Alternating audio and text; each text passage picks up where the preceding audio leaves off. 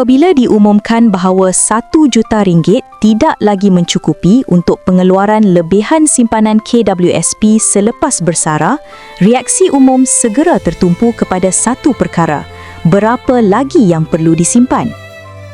Perbandingan dua jalan, satu lurus dengan papan tanda kerja, simpan, bersara, satu lagi bercabang dengan simbol keluarga, pendidikan dan kerja luar negara. Soalan itu sah, tetapi persoalan sebenar lebih mendalam. Adakah kita sedang mengurus persaraan atau sekadar mengurus angka?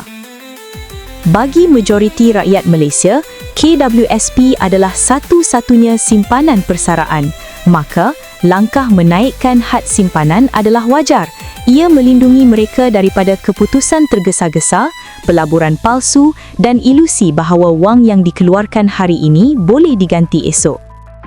Namun, dasar ini dibina atas satu andaian besar bahawa semua orang melalui laluan hidup yang sama. Hakikatnya, kehidupan manusia jauh lebih bercabang. Ada yang berkorban untuk pendidikan anak, menjaga keluarga atau bekerja di luar negara tanpa jaringan keselamatan sosial. Apabila angka menjadi dogma, manusia mula dinilai melalui jumlah simpanannya, bukan pilihan hidupnya. Dasar KWSP cuba memastikan wang tidak habis terlalu awal. Itu baik, tetapi negara juga perlu mengakui bahawa tidak semua keselamatan datang daripada wang tunai.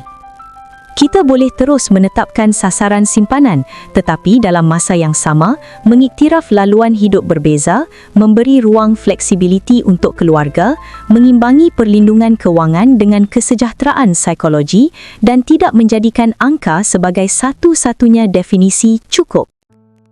Sebagai pesara di luar sistem KWSP, saya melihat dasar ini dengan mata yang memahami keperluannya, tetapi juga dengan hati yang sedar akan batasannya.